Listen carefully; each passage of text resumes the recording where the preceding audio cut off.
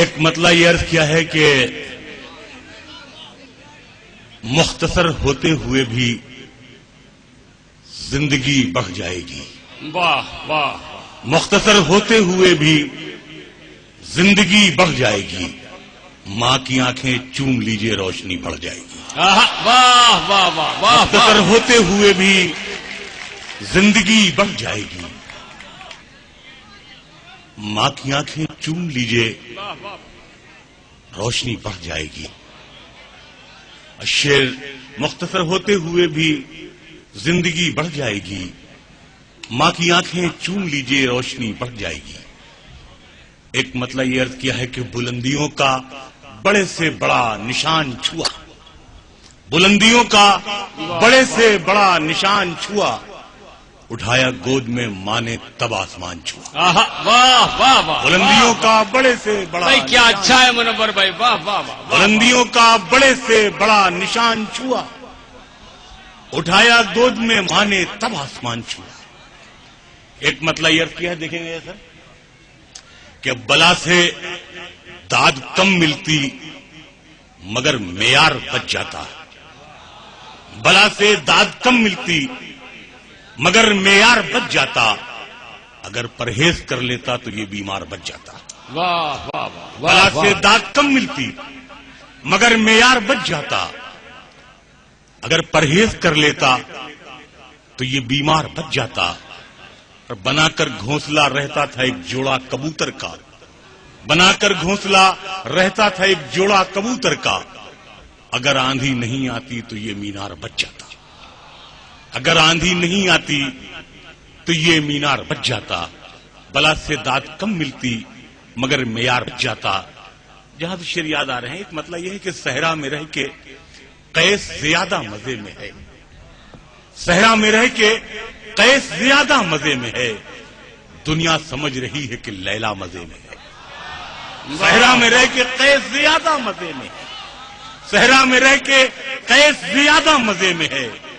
دنیا سمجھ رہی ہے کہ لیلا مزے میں ہے. اور برباد کر دیا ہمیں پردیس نے مگر ماں سب سے کہہ رہی ہے کہ بیٹا مزے میں ہے. برباد کر دیا ہمیں پردیس نے مگر برباد کر دیا ہمیں پردیس نے مگر ماں سب سے کہہ رہی ہے کہ بیٹا مزے میں ہے. ایک مطلب یہ کیا ہے کہ اڑ کے یوں چھت سے کبوتر میرے سب جاتے ہیں. اڑ کے یوں چھت سے کبوتر میرے سب جاتے ہیں جیسے اس ملک سے مزدور عرب جاتے ہیں. اڑ کے یوں چھت سے کبوتر میرے سب جاتے ہیں جیسے اس ملک سے مزدور عرب جاتے ہیں. اور ہم نے بازار میں دیکھے ہیں گھریلو چہرے مفلسی تجھ سے بڑے لوگ بھی دب جاتے ہیں. واہ واہ. اڑ کے یوں چھت سے کبوتر میرے سب جاتے ہیں. اڑ کے یوں چھت سے کبوتر میرے سب جاتے ہیں جیسے اس ملک سے مزدور عرب جاتے ہیں. اور ہم نے بازار میں دیکھے ہیں گھریلو چہرے مفلسی تجھ سے بڑے لوگ بھی دب جاتے ہیں. ایک مطلب یہ کیا پلیز نہیں انہیں بھی کام کر لینے دیجیے. ان کی بھی روزی روٹی کا معاملہ ہے. اڑ کے یوں چھت سے کبوتر میرے سب جاتے ہیں جیسے اس ملک سے مزدور عرب جاتے ہیں. ہم نے بازار میں دیکھے ہیں گھریلو چہرے مفلسی تجھ سے بڑے لوگ بھی دب جاتے ہیں. ایک مطلب یہ عرض کیا کہ معلوم نہیں کیسی ضرورت نکل آئی. معلوم نہیں کیسی ضرورت نکل آئی. سر کھولے ہوئے گھر سے شرافت نکل آئی. معلوم نہیں کیسی ضرورت نکل آئی. معلوم نہیں کیسی ضرورت نکل آئی.